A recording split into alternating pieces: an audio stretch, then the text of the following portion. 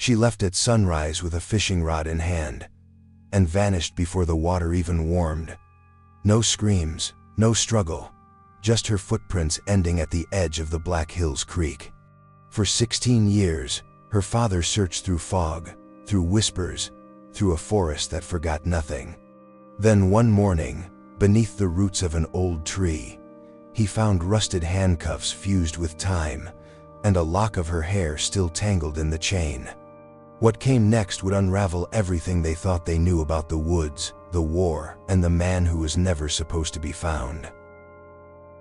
The rod leaned against a riverstone as if gently placed, the reel half unspooled, its line vanishing into the current like a thread unraveling from memory.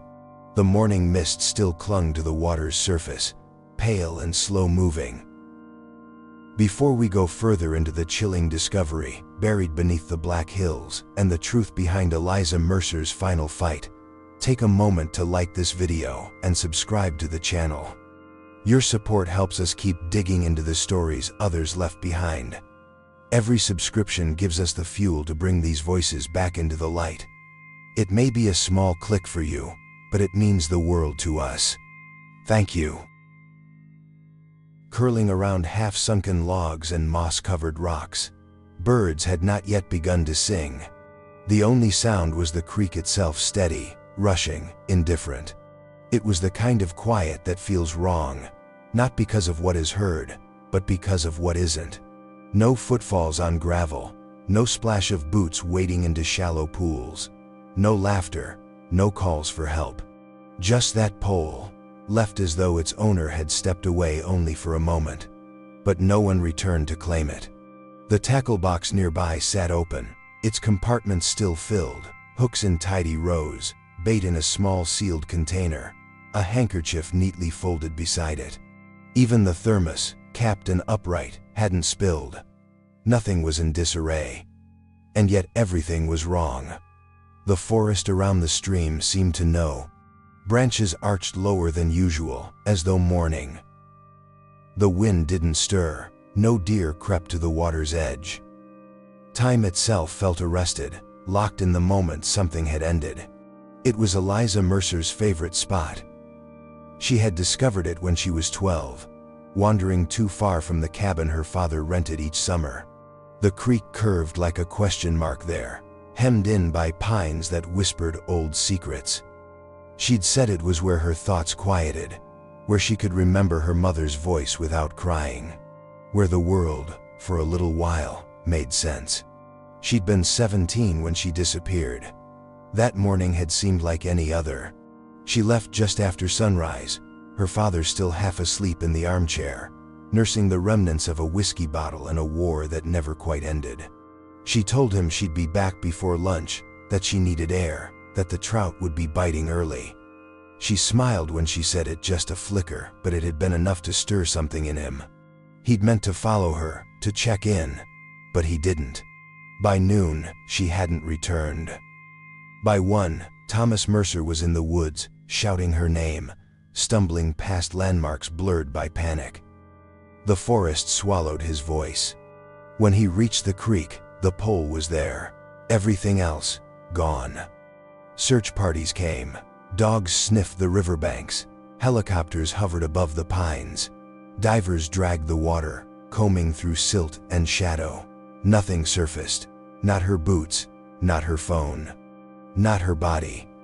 Just a name echoing in the trees, and a father who could no longer sleep through the night. Still, that image remained burned into the memory of every ranger and responder who first arrived. That single fishing rod, unmoved, as though waiting for someone to cast it again. As though if they did, time might pick up where it left off. As though the stream might give back what it took. But the Black Hills do not return what they've claimed. They bury, they forget, until they don't. Eliza Mercer was the kind of girl who moved through the world with quiet certainty, like the hush that comes before snowfall. 17, but already shaped by a life shadowed by duty and silence. Her father, Sergeant Thomas Mercer, had raised her alone since her mother passed when Eliza was 8. He never spoke much of the wars, only that some things couldn't be brought back with medals or apologies. They lived simply, on the edge of town where Forrest crept close to the fence line and old radios buzzed with static late into the night. Eliza didn't seem to mind. She found her rhythm in nature, in books left open on the porch, in sketching birds along the creek, and especially in fishing. Every Sunday, it was their ritual. The rod, the packed lunch, the drive into the Black Hills before the sun fully yawned open. Her father sometimes joined, sometimes not, depending on how bad the dreams had been. But she always went, said the river didn't care what ghost you brought with you, it just kept moving. That morning had been nothing unusual. Cool for summer, the sky overcast but soft. Eliza wore her green flannel, the sleeves rolled to the elbow, her boots laced tight. She took the old Ford without fuss, gave her father a kiss on the head, and told him not to worry if she stayed out late. The water's high, she'd said, might need time to find the right spot. She was never seen again. When Thomas Mercer woke several hours later, the house was still. He boiled coffee, checked the time, noted the absence but didn't panic. Not yet. Eliza had her routines, and she was responsible. Independent, like her mother had been. Noon passed. Then 1. Then 2. By 3, the unease had set in like frost and bone. He drove to the spot himself, speeding through narrow roads he knew better than his own hands. At the clearing by the creek, he found her truck parked as it always was. The door locked. Inside, her phone lay on the passenger seat, screen dark. She never left it behind. Not even for fishing. He made his way down the slope to the water, calling her name, voice cracking more with each repetition. That's when he saw it. The gear was arranged with the same care she always used, tackle box open, thermos upright, the fishing rod propped neatly at the water's edge. But there was something wrong. A feeling first, and then the facts. Her footprints marked the mud along the bank clear, deliberate until they didn't. They just stopped. No sign of turning, no scuff from a struggle, no drag, no imprint of another set beside hers. As if she had stepped out of the world mid-stride. He knelt in the dirt and pressed his palm to her last print, fingers trembling. The forest around him was mute, the water babbled on, unaware or unwilling to speak. When the officers arrived later, they asked him if she had run away. He didn't answer. They asked if she was depressed. He said no, though the truth was more complex than either of them could explain. They asked if there was anyone who might want to hurt her. He could think of no one. She had no boyfriend. No enemies. Just books and rivers, and a father trying to do his best. But the land offered no clues. The dogs lost her scent within 10 feet of the last footprint. The aerial search revealed nothing. Divers pulled up stones and sticks, never a body. Rumors grew like mold bears, cults, strange men seen in the hills, but none of it fit, none of it screamed. Because Eliza hadn't screamed. If she had, the forest would have remembered. What haunted Thomas Mercer most wasn't what he found. It was what he didn't. No blood, no signs of fear. Just the feeling that something had folded inward, a life stolen without sound or struggle. And a question he would ask himself every day for the next 16 years. How can someone vanish without a trace, without a cry, without a single scream? Winter came early that year, as if the forest itself was trying to bury something. Snow covered the trails where Eliza Mercer had once walked, blanketing the Black Hills in a silence so deep it seemed to hum. The search parties had dwindled by then, the last official sweep taking place just after the first frost. Volunteers stopped coming. Dogs were retired. The posters stapled to telephone poles peeled away with the wind. 6 months had passed, and with them, hope. Thomas Mercer never stopped looking. But even his eyes had changed, less sharp, more hollow, like windows in an abandoned house. He returned to the creek again and again, circling the same patch of bank as though time might rewind if he stood still long enough. He walked further each week, through brush and thistle, into places unmarked on modern maps. There were stories about this part of the forest, of course. There always had been. Stories passed in low tones at the feed store, half laughed at in the tavern until someone mentioned Eliza's name. Then the laughter would die, and the silence would settle in like smoke. They said there were old mine shafts, long sealed and forgotten, left over from a time when the hills bled gold and men vanished for less than a coin. Locals claimed there were sinkholes that opened suddenly, swallowing trees and silence alike.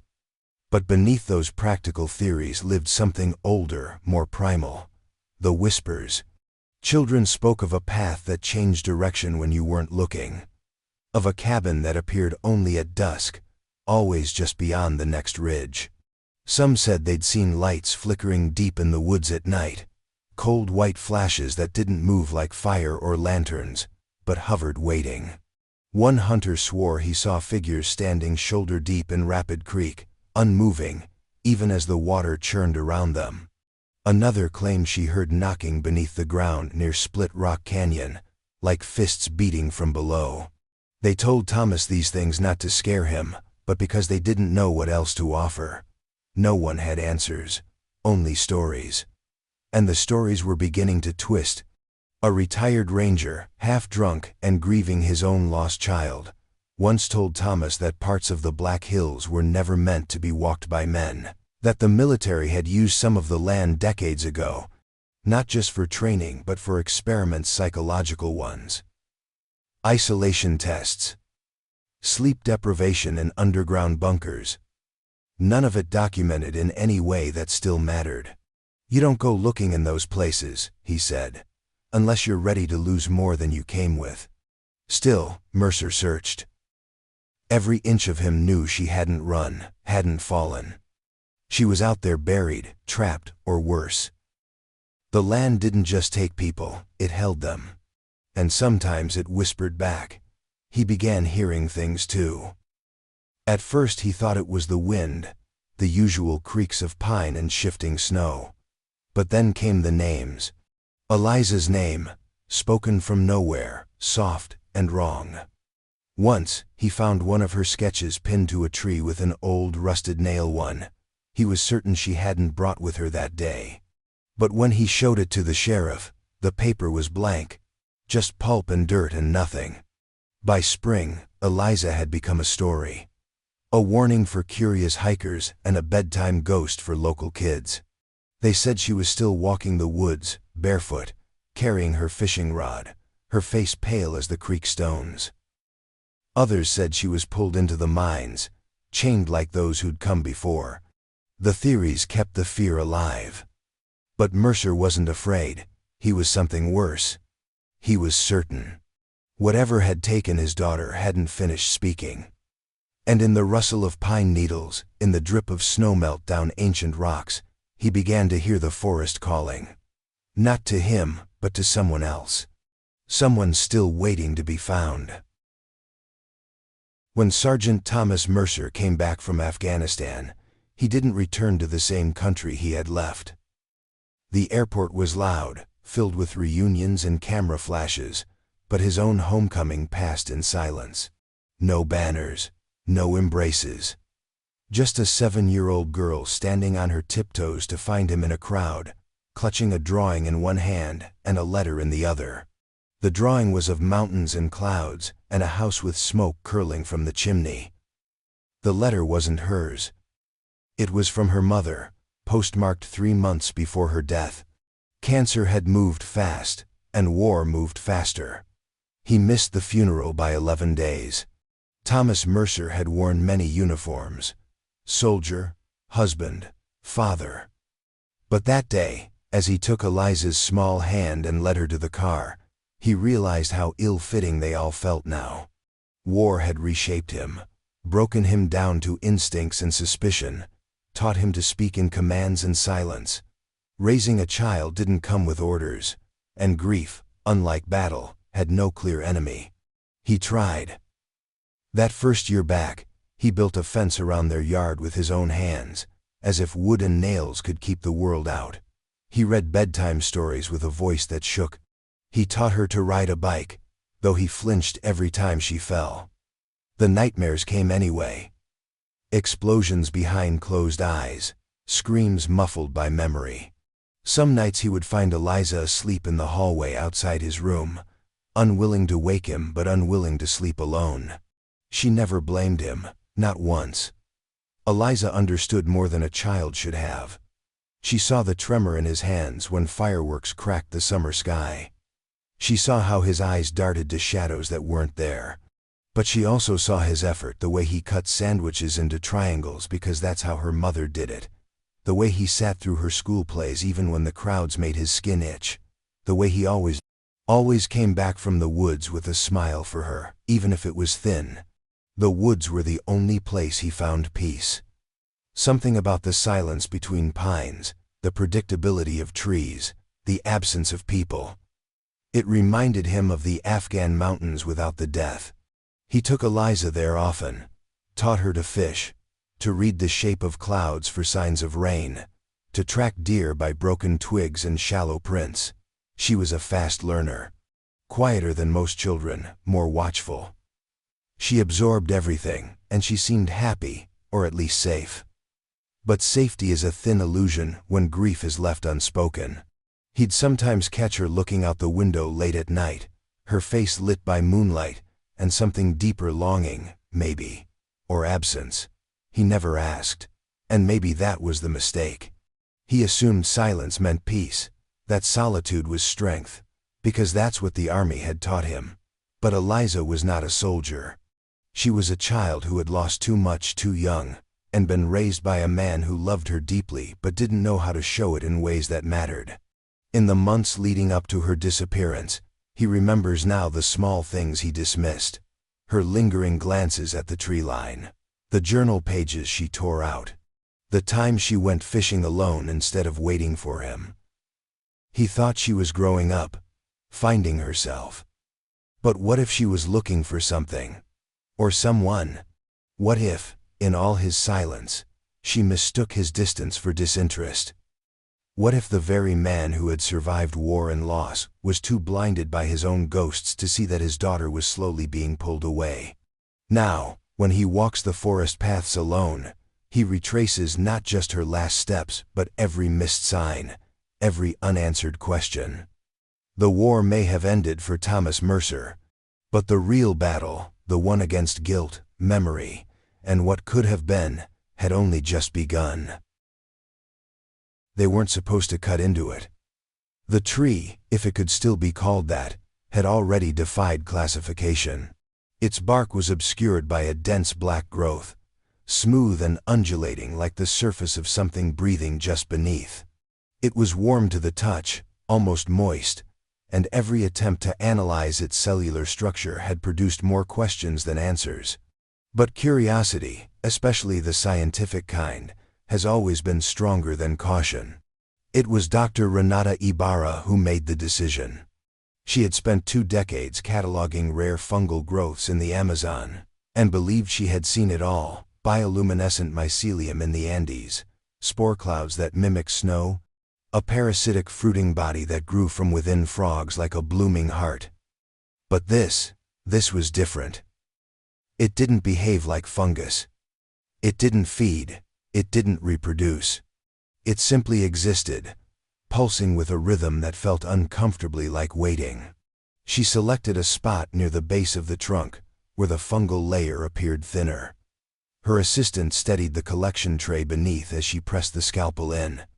What happened next wasn't recorded on film, but 3 members of the team witnessed it, and not one of them could fully explain it afterward. The blade did not sink through easily. It met resistance, not the dry crack of bark or the fibrous give of rot, but something denser. Then, suddenly, the surface split, not in a clean incision, but like skin rupturing under pressure. From the opening, a thick fluid welled up, dark red, not the amber of sap or the milky white of latex. This was blood, or something indistinguishably close to it. It didn't drip, it pushed out, pulsing in sync with the faint movement of the tree's surface. A smell rose with it, sharp, metallic, unmistakable. Of something living and violated. One researcher turned away and vomited. Another stepped back and whispered, "It smells like a wound." They gathered what they could. The sample was thick, sticky, and clung to the vial walls like it didn't want to be contained. Under the microscope, it didn't separate or coagulate like normal blood. It moved. Not erratically, but with a strange coordination, as if it recognized being observed. Proteins within the fluid, folded in ways they shouldn't. No red blood cells. No platelets. But structure intentional, impossible structure remained. Dr. Ibarra didn't sleep that night. She claimed she could still feel the fluid on her gloves, though she had scrubbed them twice.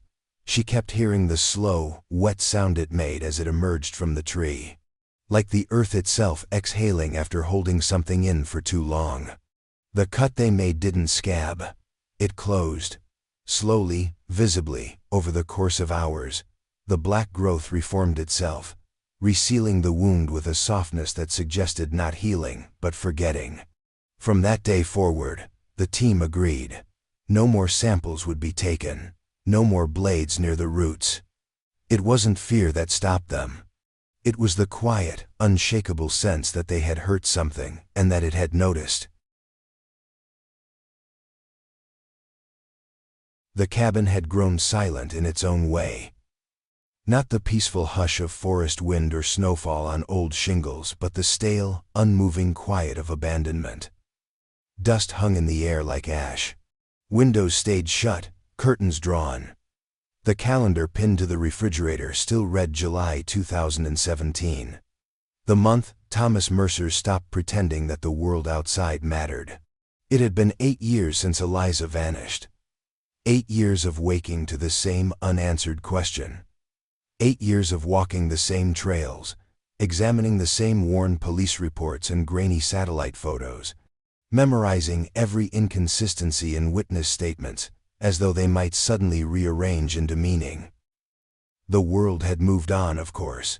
People stopped asking. The forest healed over search trails. New neighbors came, unaware of the girl who had once vanished without a sound. But Thomas hadn't moved on. He'd folded time around her memory like a shroud, refusing to leave the moment she disappeared. He kept her room the same. That was the only place untouched. The flannel shirt she'd worn often was still draped over the desk chair. Her books remained stacked on the nightstand, a field guide to constellations open to a dog-eared page. Her handwriting sharp, narrow, patient lined the margins. Sometimes he'd sit in there, tracing the dried ink with a calloused finger, trying to hear her voice again. Not the echo of her absence, but the real one. The one that laughed without effort. It was during one of these visits, in the middle of a late November snowstorm, that he found the drawer. He hadn't been looking for anything, just sitting, as always, and letting the silence hold him. But when he pulled the desk drawer open to leaf through an old notebook, something caught. Not the drawer itself, but a false back. A panel so subtle he'd never noticed. With trembling hands he pried it loose. Behind it was a single envelope, yellowed at the edges, sealed with a smudge of pink wax like something out of a child's diary. It wasn't addressed to anyone. Inside was one sheet of paper, folded 3 times, and a line written in her hand. "If I ever disappear, look in the place where time doesn't move." No date, no signature. Just that sentence, and beneath it, a sketch of what looked like an old clock with the hands torn off. Thomas stared at it for hours. He didn't move, didn't blink. The snow thickened outside, and the wind howled across the hills. But he was locked in that moment, deeper than any war, more lost than he'd ever been in battle. A note, hidden. Not meant for anyone unless she'd known. Unless she'd sensed something coming. The line haunted him. It didn't make sense at first. A poetic phrase, maybe. Something metaphorical. Or was it literal? A place where time doesn't move. What did she mean? A memory? A cave? The past itself? The obsession took hold like frost creeping across a window pane. He wrote the sentence on every scrap of paper he could find. He pinned it to maps, tacked it beside old trail photos, overlaid it with satellite imagery. He dug through her school notebooks, scoured childhood drawings, combed the journals for any mention of time, of clocks, of anything that might crack the code. He started walking again, deeper into the woods, into places he'd once ignored, into gullies where moss blanketed stone like old velvet. He sought out abandoned cabins, overgrown bunkers, any site where decay had won, where stillness reigned. Time had stood still for Thomas Mercer since the day she vanished.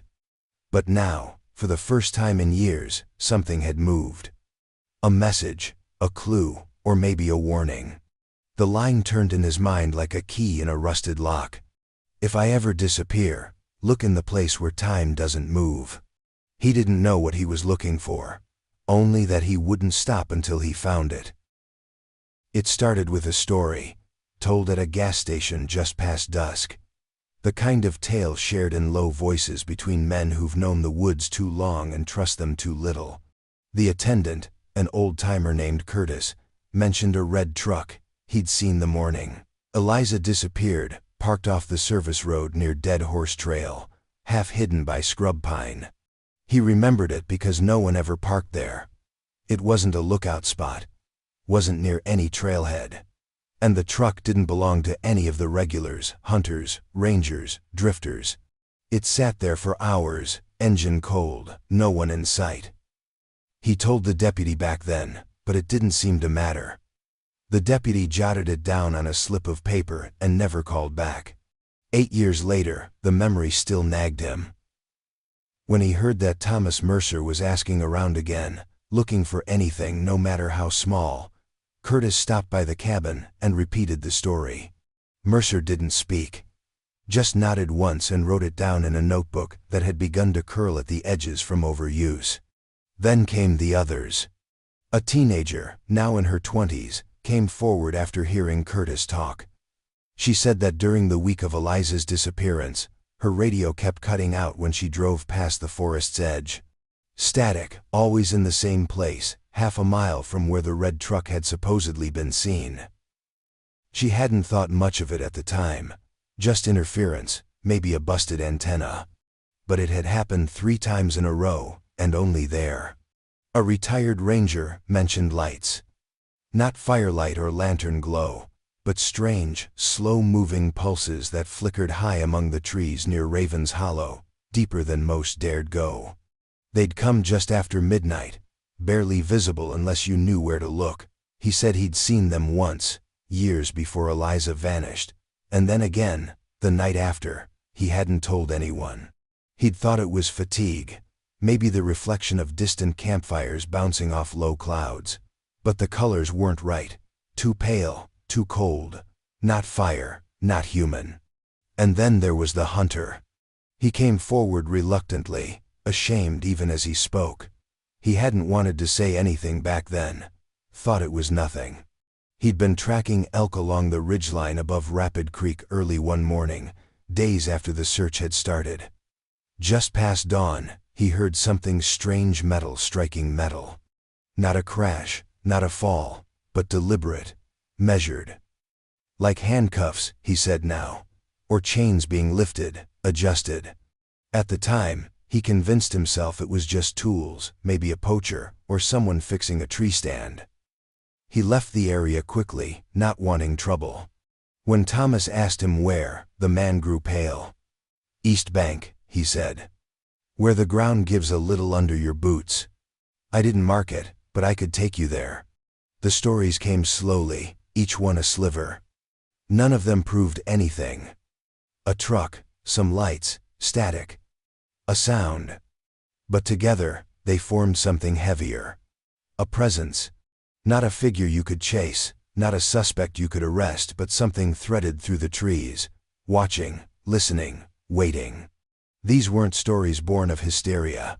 They weren't stretched from gossip or stitched with folklore. They were fragments, dismissed when they mattered, resurrected too late. And they gnawed at Mercer with quiet fury. It wasn't just that no one had listened. It was that the woods had always been speaking, whispering, dropping pieces. And no one, not even him, had known how to hear them. Until now. The map wasn't stored in a file or a drawer. It was found tucked inside the lining of an old rucksack, buried in the back of Thomas Mercer's shed beneath a box of rusted tools and mildewed tarps. He hadn't opened that rucksack in over a decade, hadn't thought to. It had belonged to his late brother, once a volunteer ranger in the late 82nds, back when the forest was patrolled more by instinct than satellite. The paper crinkled like dried leaves as he unfolded it. The ink had bled in places, smudged by age and moisture, but it was still readable. Hand-drawn paths curled across the yellowed surface like veins. Red pencil marks noted elevation lines, ranger outposts, water sources. It looked familiar in shape, but alien in content. Names he didn't recognize, trails that no longer existed. And near the southeast quadrant of the map south of Rapid Creek, just past a thicket known locally as Devil's Gate, was something circled in blue. Station 11. Mercer furrowed his brow. That designation meant nothing to him.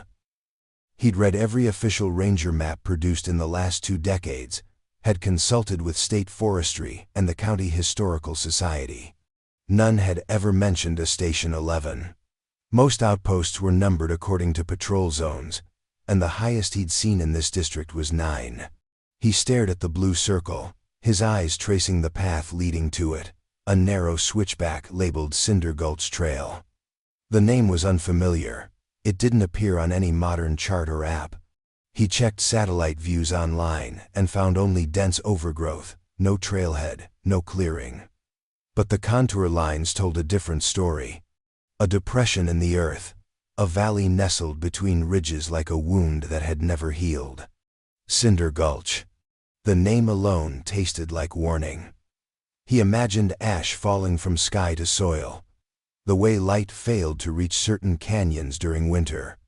A place where sound could die, where compasses spun wrong. The more he studied the map, the more he realized how deliberately this path had been erased. Trails don't vanish without purpose. They're either reclaimed by the wild or removed by men who don't want them found again. The idea that Eliza could have been taken there, to a place hidden by omission, gripped him. Not just because it fit the growing puzzle, but because of what she'd written. Look in the place where time doesn't move. The map felt like such a place, preserved, forgotten. Immune to the updates and deletions that came with modernity. It had sat, quiet and buried, for years waiting. That night, he didn't sleep. He laid the map flat across the dining table, weighed down at each corner by stones he'd picked up during his many fruitless searches. He traced the route from the fishing spot to the edge of the gulch. A 3-mile hike, most of it uphill, all of it through untamed terrain. In the morning, he packed notebooks, trail markers, extra batteries, a first aid kit. And the hand-drawn map, folded once more, gently, as though it were made of something more fragile than paper, something sacred. He didn't tell anyone where he was going. He hadn't told anyone much of anything in years. But as he stepped into the woods with the weight of a map that no longer existed in the eyes of the state, Thomas Mercer felt a strange clarity. If the path to Station 11 still existed beneath the rot and root, he would find it. And if something waited there, if time had indeed stopped in that place, it was time to step into it. 16 years to the day. The forest had changed, though it didn't seem to matter. Trees had grown thicker, trails had twisted under the weight of moss, and the creek had carved its banks deeper. Yet the air felt the same as it had that morning, the same hush that clung to him, the same dread pressing into his lungs. For 16 years, Thomas Mercer had walked into the woods with questions that refused to die. Each anniversary pulled him back, no matter how much he told himself not to hope. This year, he brought something different, a metal detector. Not because he believed in miracles, but because he had run out of other ways to search. The device beeped softly as he swept it over the earth, its tone awkward against the steady breath of wind. He moved carefully, slow arcs across the forest floor, retracing steps he'd taken countless times before. The sound was monotonous, often empty, sometimes breaking into false alarms over buried cans, broken nails, forgotten scraps of hunter's gear. He dug shallow holes, his fingers finding nothing but dirt and disappointment. Hours passed. The shadows grew long. The creek whispered like it always did, careless, unyielding. He almost turned back when the sound shifted. Not the sharp chatter of tin or the dull hum of scrap, but a muted pulse, low, deliberate, insistent. He froze, tilted the detector back, and swept again. The tone held. Something was there. He dropped to his knees, clearing away leaves and pine needles until his nails caught against something harder than root. A tangled mass jutted from the earth, wrapped in the slow choke of a tree's foundation. He pulled at it, bark and soil giving reluctantly, until the shape emerged fully into view. Handcuffs. Rusted, nearly black, eaten by years of rain and decay, but unmistakable. One cuff looped tight into the tree root, swallowed as the wood had grown around it. The other dangled free, the hinge stiff but visible. He reached out and touched them, his fingers trembling. The cold of the metal lingered despite the warmth of the day, as if the earth itself had preserved their chill. Thomas sat back hard, his breath shallow. He had imagined finding many things over the years, scraps of clothing, a bone, a photograph. But this was something left behind. A sign not of accident, not of animal, but of intention. Human intention. He felt bile rise in his throat. He pried carefully at the metal, trying to work it free. As he tugged, flakes of rust crumbled into his palms, staining his skin like dried blood. The tree resisted, roots clutching the relic as if unwilling to let it go. At last, with a sharp snap, the cuff came loose, fragments of root splitting away. He cradled it in his hands, staring at the object that had been hidden all these years, growing silently with the forest. For the first time, the silence around him didn't feel empty. It felt complicit. As though the woods had known, had harbored this secret, had watched him wander all these years without revealing what they had swallowed. Handcuffs, military issue, or close enough to make his chest seize. Eliza had once written of time not moving, of a place locked in stillness. He thought of that line now, the weight of it pressing into him like a second gravity. These cuffs had not been abandoned casually. Someone had brought them here. Someone had fastened them, perhaps to her, perhaps to another, and then left them to rot into the earth. 16 years of silence, and now the forest had spoken at last. What it said chilled him more than any absence ever had.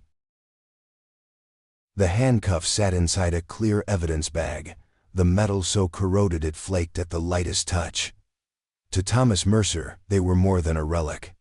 They were proof that something had been hidden all these years, something no search party had wanted to find.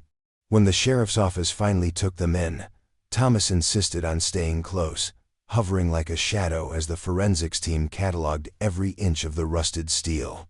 The experts spoke in measured tones, careful not to suggest more than the evidence allowed, but the weight of their words was undeniable. These were not recreational cuffs or novelty restraints.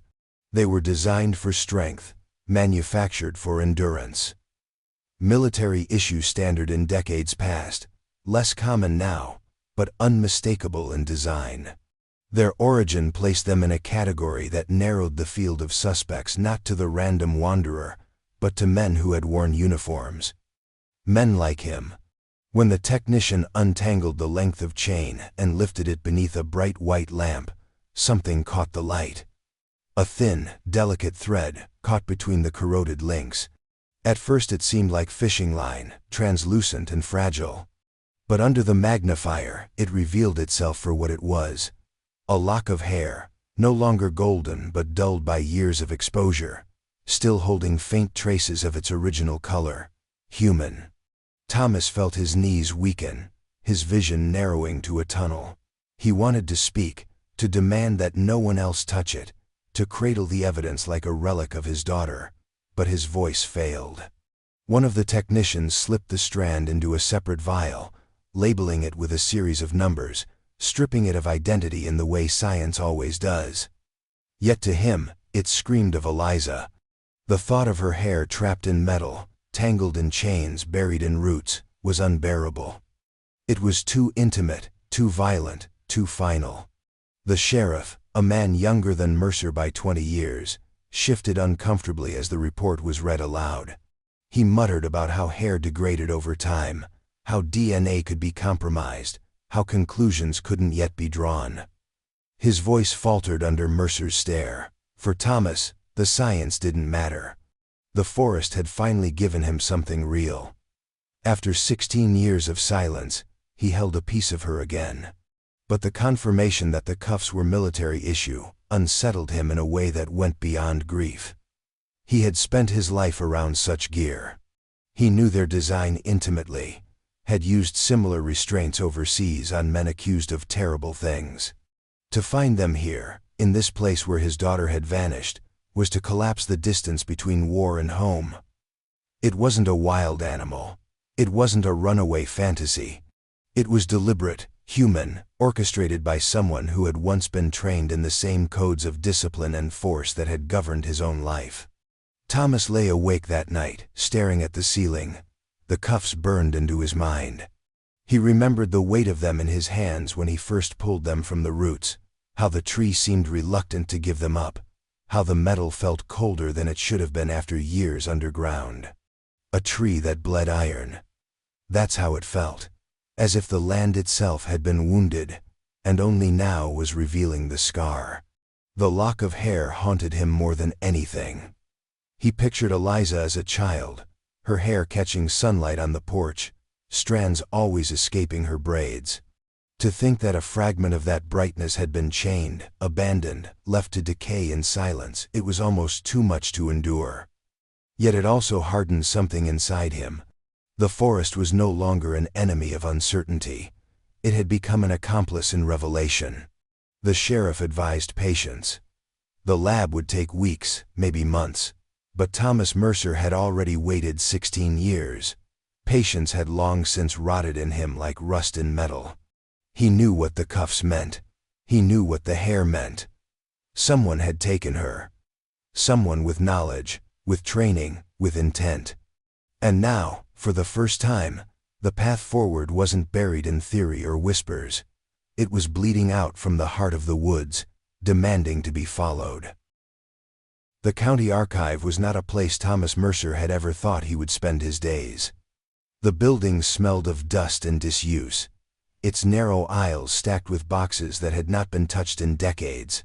Files yellowed at the edges sat in neat rows, their labels typed on brittle paper, silent accounts of things forgotten or quietly buried. He had come here out of desperation, clutching the map he had unearthed, the one that showed Station 11. When he asked about it, the clerk at the front desk only raised her brows, unsure if the designation even existed. But then she called an archivist, a woman whose hands bore the faint ink stains of a lifetime of digging through history.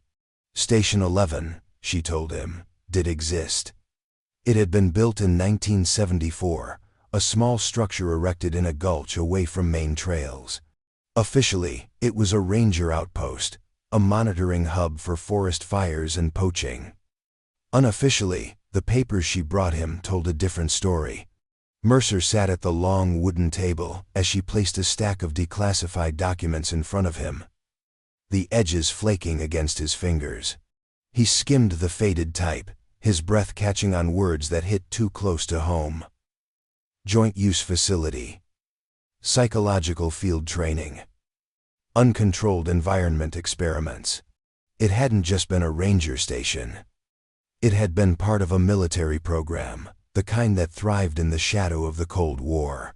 Soldiers had been sent into the gulch for extended survival exercises cut off from civilization, monitored for their ability to withstand isolation, hunger, and fear. Some were meant to come back stronger. Others broke in ways the reports never fully detailed. Among the names listed was one that drew a thin line of fire through Mercer's veins. Private Raymond Cawthorne. A disciplinary record followed his name like a stain. Assault charges. Multiple complaints filed by women in nearby towns, all dismissed before action could be taken. The final entry was more damning.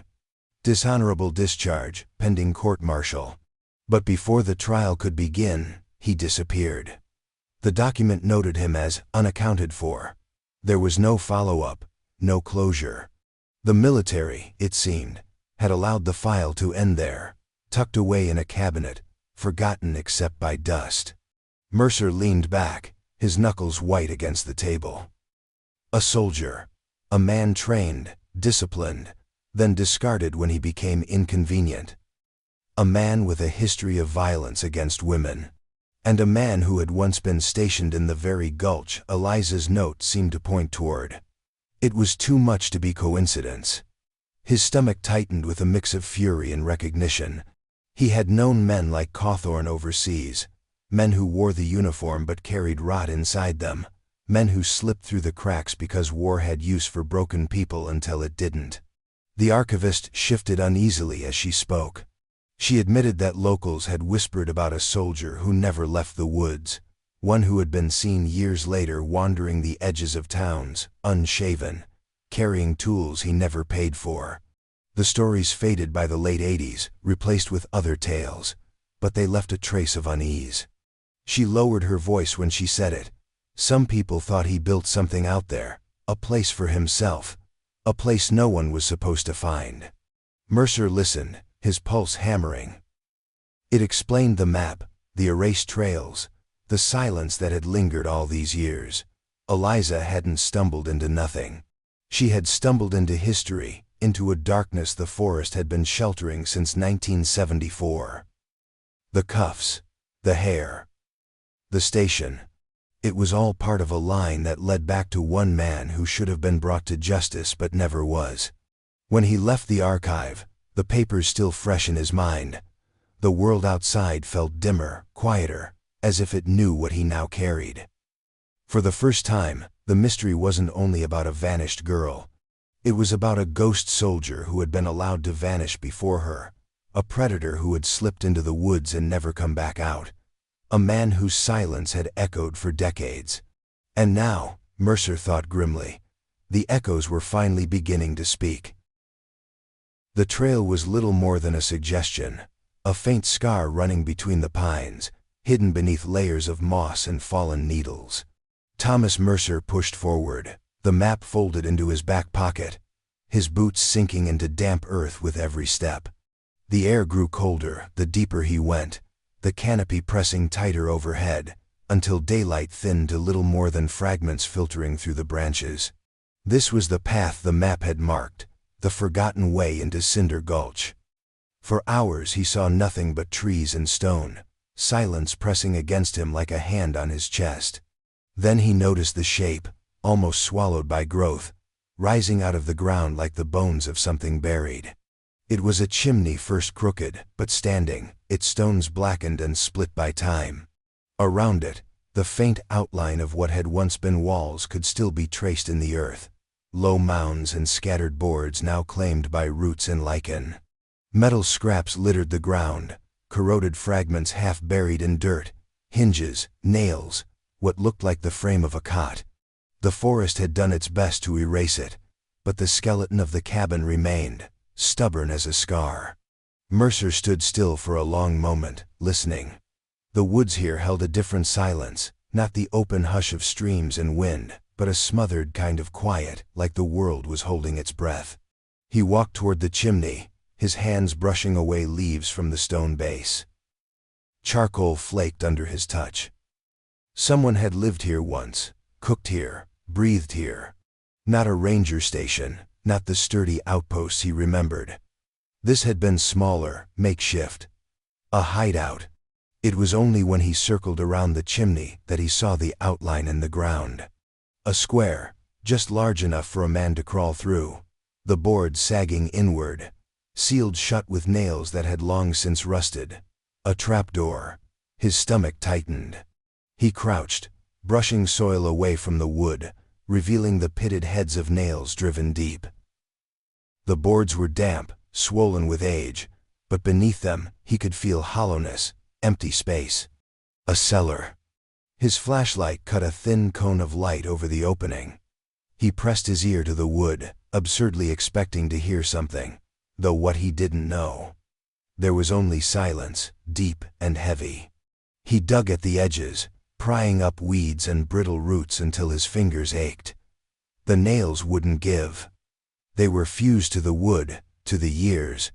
He struck one with the butt of his knife and watched it crumble into orange dust. Still, the door held. The thought of what might be beneath it gnawed at him. Eliza's note echoed in his mind. The place where time doesn't move. Here, time had indeed stopped. Nothing grew inside the square of ground above the trapdoor. No moss, no weeds, just barren soil. He felt the weight of it press into him. A dread that wasn't born of imagination but recognition. This place had been used, hidden, and sealed. Mercer sat back on his heels, staring at the trapdoor, his breath visible in the chill air. The chimney loomed behind him, black against the dim sky. He imagined a man living here, cooking by that fire, stepping down into that cellar. He imagined his daughter stumbling across it, curious, unaware, his hands curled into fists. The woods had been holding this secret for decades, roots wrapping around it, silence keeping it safe. Now it had revealed itself, piece by piece, as if testing whether he was ready to see it. The forest had given him ruins, a chimney that no longer smoked, metal scraps that no longer served, and a trapdoor sealed shut with rust. And though he had no crowbar, no tools, he knew he would be back. Because whatever lay beneath that door had waited long enough. The boards gave way under the weight of a crowbar, groaning as though the wood itself resented being disturbed after so many years. Rusted nails snapped one by one, spilling flakes of orange dust across Thomas Mercer's hands. When the final plank lifted, the breath of air that escaped was damp, sour, and ancient, a smell of mold and rust and something metallic that clung to his tongue. He lowered his flashlight into the darkness, and the beam fell on stairs descending into the earth. The steps creaked under his weight, swollen with water, but they held. The deeper he went, the colder it grew, the walls pressing closer, lined with stones blackened by soot. At the bottom, his light cut across a small room. The air was heavy, as if time itself had thickened and refused to leave. He saw them first, Polaroids scattered across a rotting table. Faces blurred by decay, smiles frozen in harsh flash. Most were young women, some children. None labeled, none explained. He picked one up with trembling fingers. The image nearly dissolved, but still he could make out the outline of long hair, parted down the middle. The light flared across the glossy surface, and his chest seized. He couldn't tell if it was Eliza. Nearby lay broken restraints, shackles, buckles, belts hardened with age.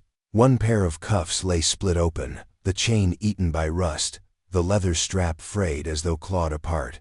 He crouched and touched the cold metal, imagining how many wrists had known its bite. His light drifted higher, across the stone walls, and that's when he saw the carvings. Names, etched by hand, letter by letter, desperate scratches into stone.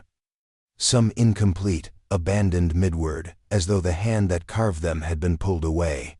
Alongside the names were dates 1975, 1982, 1991. Decades of marks, a hidden record of the missing. His throat closed when his beam froze on one word carved deeper than the rest. Eliza. He pressed his hand against the letters, his vision blurring. Each line was gouged with force, as if she'd wanted to be sure someone would read it. She had been there. Not a theory, not a whisper, but her own hand writing into stone. She had left her name in the dark. On a shelf at the back of the room lay a small notebook, its pages curled and stained. He lifted it gently, half afraid it would crumble in his hands. The handwriting inside was jagged, uneven, as though written with shaking fingers in dim light. The entries were fragmented, filled with panic and despair. The writer never gave a name, never dared to, but the words were unmistakably the voice of someone who had been trapped. They spoke of a man who came and went, who locked the door behind him, who whispered things in the dark.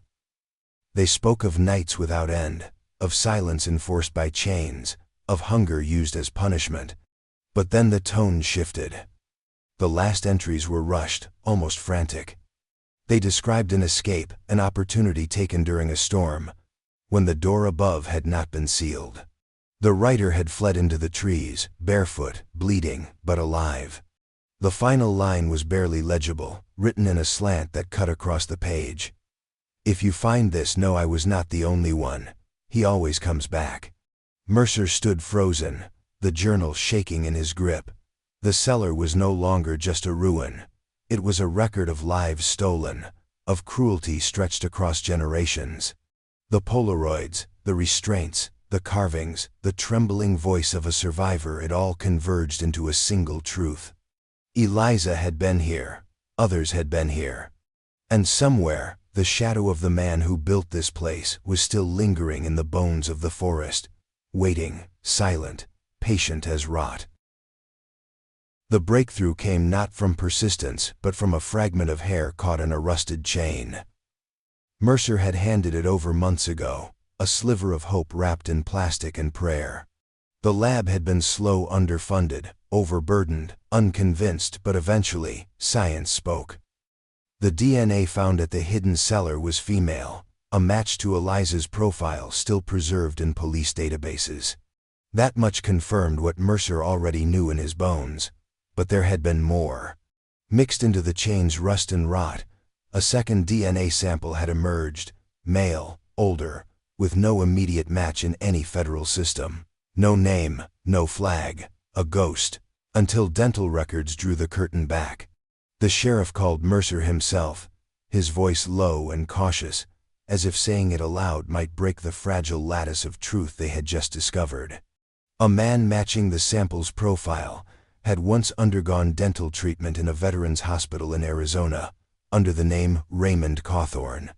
That name now stood beside a dishonorable discharge, assault accusations, and a disappearance that had gone untouched for decades. It should have ended there, but it didn't. The name hadn't appeared in the county's recent files, but the face had. When the state forensic artist constructed a composite from the remains of the DNA, a blurred photograph recovered from the cellar, and the dental data, it was run against driver's license databases, mugshots, and archive security footage. Facial recognition produced a hit not in a criminal file, but in a community volunteer list from 2009. A man known only as Hank. Hank had lived quietly on the edge of town, in a trailer surrounded by rusting tools and a half-collapsed shed. He was known for odd jobs, fixing fences, sharpening chainsaws, offering cheap repairs when no one else would. People said he kept to himself, but he was kind, harmless. When Eliza went missing, he was one of the first to volunteer, handing out flyers, joining search parties, walking trails he claimed to know like the back of his hand. Mercer remembered him. The grizzled beard, the hollow eyes, the way he never asked questions but always listened, hovering quietly at the edge of conversations. He'd seemed forgettable then. Now, his anonymity reeked of design. Further digging confirmed it. The man calling himself Hank had no official documents before 1993. No birth certificate, no tax records. The social security number he used was stolen from a man who died in Oregon. The address he listed was nothing more than a P.O. box rented under a false name. He had built a life out of absence. A man with no past, just a string of sheds, tools, and small talk. Mercer stared at the photos on the case file. One of Hank standing beside a line of searchers, the sun behind him, his face blurred in profile. Another, taken years later, at a county fair, holding a coffee cup and smiling faintly at nothing. They were ordinary images, eerily ordinary. But behind that face, now matched to Raymond Cawthorne, was a history of violence sealed under layers of silence and false names. The horror of it wasn't just that Hank had helped search for Eliza. It was that he had likely returned to the cellar long after, perhaps even as searchers passed overhead, that he had smiled at Thomas Mercer, shaken his hand, maybe even asked how he was holding up. The performance was flawless, practiced, a predator dressed as a neighbor, invisible in plain sight. By the time the match was confirmed, Hank was gone, his trailer abandoned, his tools left rusting in place, the inside stripped of any trace of his presence. No fingerprints, no notes, no signs of where he might have gone. Just a quiet absence, as if he had evaporated the moment truth came too close. For Thomas Mercer, the revelation was a knife with no handle. He had found the man, but the man had vanished again, leaving behind only the echo of his crimes. The river had always been the first clue, though no one recognized it at the time. It ran quiet and cold through the Black Hills, its edges dotted with moss-covered stones and half-fallen trees, meandering past the very spot where Eliza's fishing pole had once been found. Mercer had returned to that stretch so many times over the years that he knew every bend, every shallow pool, every place the water slowed to whisper secrets into the mud. When the trapdoor was unearthed, when the truth began to slither its way out from the shadows, the creek called again, but this time, others came to listen. A forensic team arrived in the early weeks of spring, the banks still brittle with frost, but the snowmelt swelling the water just enough to carry loose sediment downstream. They brought dogs trained for scent detection, sonar equipment, and long rakes to drag through silt and undergrowth. Mercer watched from a distance, arms folded, as men in waterproof waders stepped carefully through the current, lifting branches and stones, checking the waterline for anything that didn't belong. The first discovery came within an hour. A piece of jawbone, wedged beneath a boulder not 20 feet from where Eliza's gear had been found. It was small, worn smooth in places, but unmistakably human. Days later, they recovered a rib fragment from a sandbar further downstream, then a vertebra nestled in the root system of a toppled tree, each piece catalogued, tagged, and sent for analysis. The bones came slowly at first, fragments, clues, but soon there were more. The team moved beyond the bank and into the forest's edge, following erosion trails where stormwater had carved through the land like knives. There, they found what had once been hidden but had shifted with the seasons, partial remains unearthed by time itself. Some bones bore markings, scratches, fractures, unnatural abrasions that raised quiet, uneasy conversations between technicians. Others were more intact, though scattered, like something had tried to bury them and failed. When the results returned, they confirmed what Mercer already feared. Among the remains were bones that matched Eliza's DNA, a femur, a section of her spine, a molar, cracked but identifiable. She had died, and she had died nearby. The confirmation did not bring peace. It brought a deeper kind of grief, the kind rooted not in uncertainty, but in the knowledge that she had been so close, her body surrendered piece by piece to the river over the course of years. But there was more. Other bones, other victims. One skull, estimated to be from a girl no older than 14, bore signs of trauma. A clavicle with signs of healed fracture, pelvis fragments from a woman in her 20s, long degraded. The river had kept them, hidden them beneath its surface, scattering their stories across the forest floor. Mercer remembered the Polaroids, the journal, the names carved into stone. Now the land itself whispered their truths, each fragment a cry belated by decades. There were at least 3 individuals whose remains were distinguishable from Eliza's. None matched any known missing persons records in the region. Jane Does, born of silence, of decades when no one was listening. The river had carried them away, but not far. It had not erased them, it had only waited. As if it knew that someone someday would come searching with eyes that didn't blink at horror, with hands steady enough to gather the pieces, no matter how small. and Thomas Mercer did. One by one, he helped recover what the river had tried to bury. He did it for Eliza. He did it for the unnamed, and he did it because no one else ever had. The first thing she noticed was the smell: damp wood and metal, mold that clung to every breath. The air in the cellar was still, unmoving, heavy like water pressing against her chest. There was no light, not at first. Just the dark and the scrape of chains dragging across the floor. The trapdoor had slammed shut above her, and the last glimpse of sky vanished. Eliza knew then she was underground.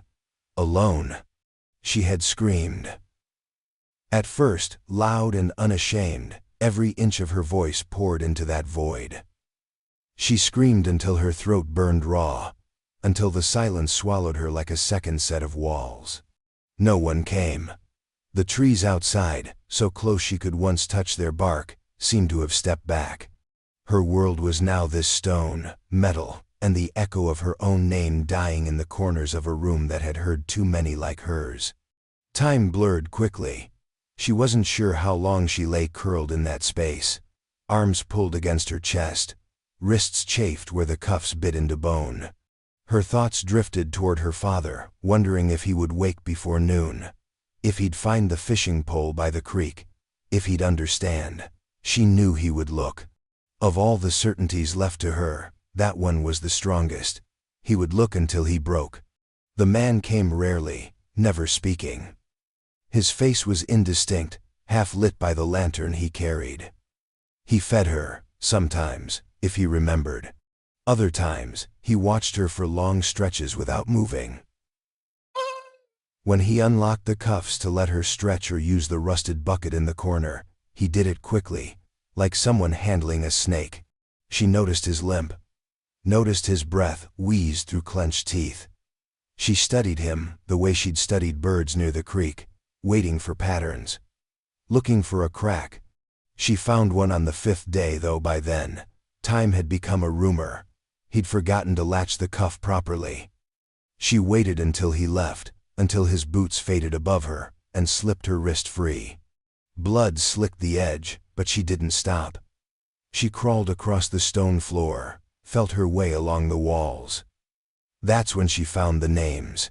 They covered the stone like scars, dozens of them, some carved deep, some just traces. She read them by touch.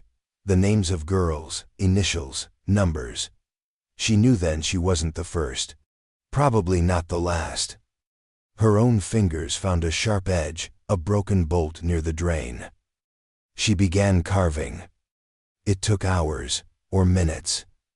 She didn't know. But she pressed her name into that wall with everything she had. When the trapdoor creaked again, she was waiting. She lunged, the bolt in her hand. She struck him once, caught him off guard. He fell, shouting for the first time, not in pain but rage. She didn't wait. She ran past him, up the stairs, into the blur of green and light and wind. The forest hit her like a dream. Her legs were weak, but she moved fast. Barefoot over roots and stone. She ran until the light shifted, until the trees thickened, until she could no longer hear him behind her.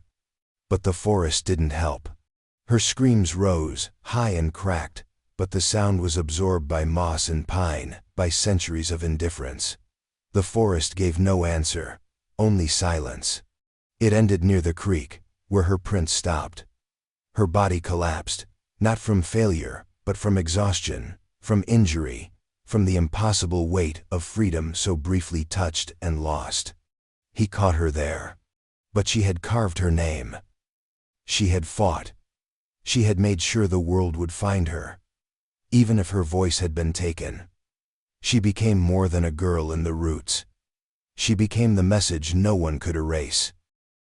The sun had just begun to slip behind the western ridge, casting long, gold-soaked shadows across the clearing. The headstone stood simple and unadorned, a flat piece of river stone set into the earth with a name etched deep. Eliza Rose Mercer. 1991. 2007. Beneath it, no inscription. No flowery epitaph or worn-out phrases about peace or angels. Just her name and the years she was here, or at least the years people were allowed to pretend she had been.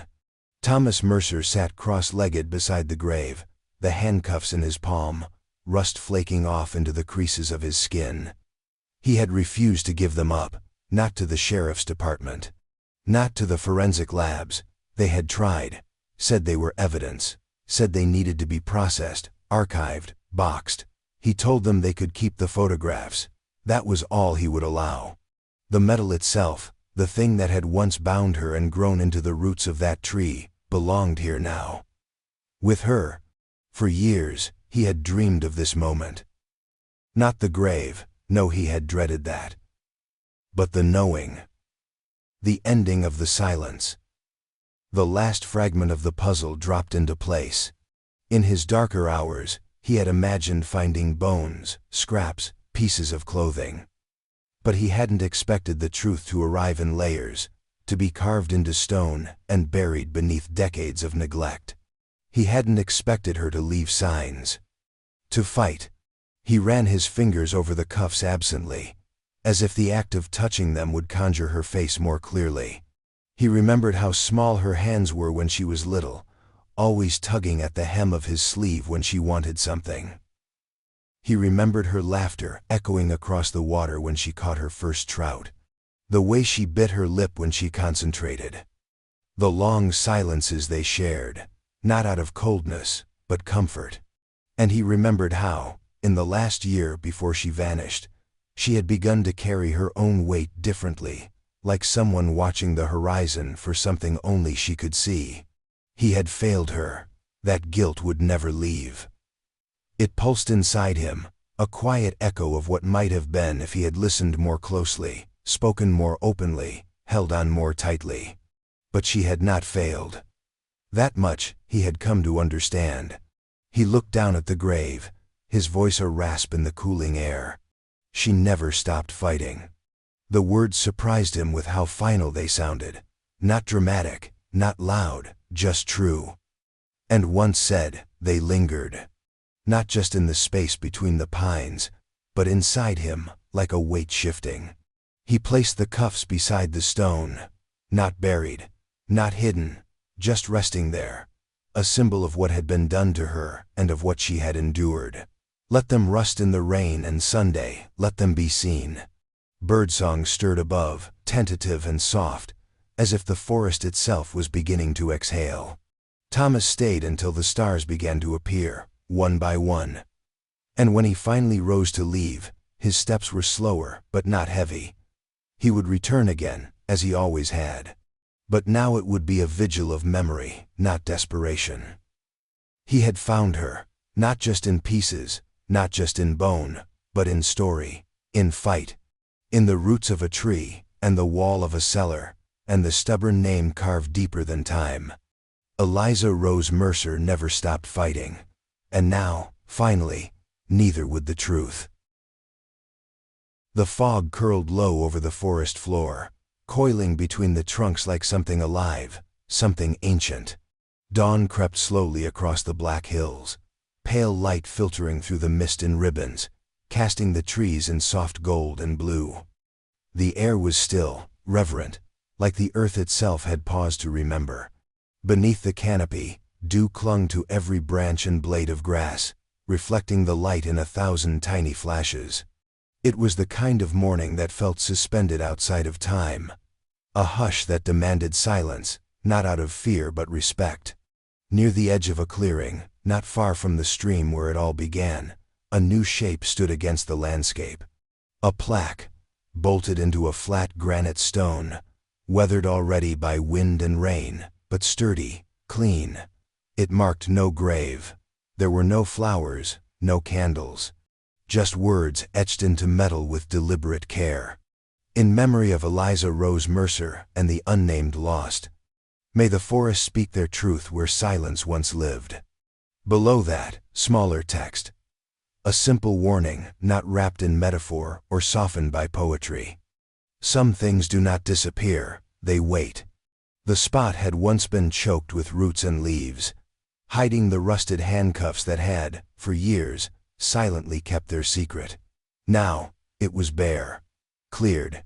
The tree still stood, its bark scarred where metal had once been embedded in living wood. Nearby, a new trail wound inward, not officially marked but worn by curious feet, by quiet visits. Some came to mourn, others came to understand, a few came to listen. People had begun to speak about it, finally. Not as myth or cautionary tale, but as truth. The story of the girl who disappeared without a scream, and the man who refused to stop searching.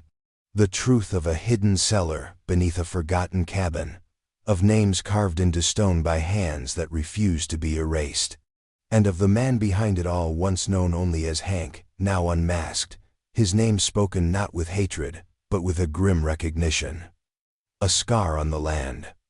A failure allowed to fester in the shadows. The forest, it turned out, had remembered all along. It remembered the footsteps of the girls who had been taken, and the breath of their fear. It remembered the names scratched into its walls. The desperate hands reaching for light. It remembered Eliza, who fought with everything she had, who carved her name into time itself.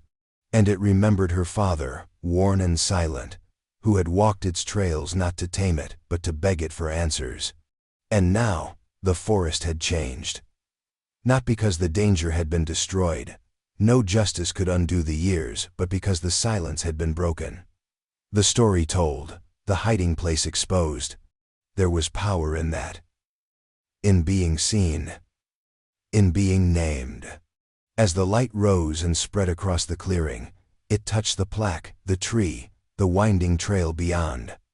Somewhere in the distance, water flowed over stone. A bird called. The fog thinned, retreating slowly into the deeper woods. And beneath it all, something lingered. Not darkness, not quite, but memory. A presence not to be feared, but to be honored. The forest no longer held only secrets, it held truth. The wind stirred through the pines, soft as breath.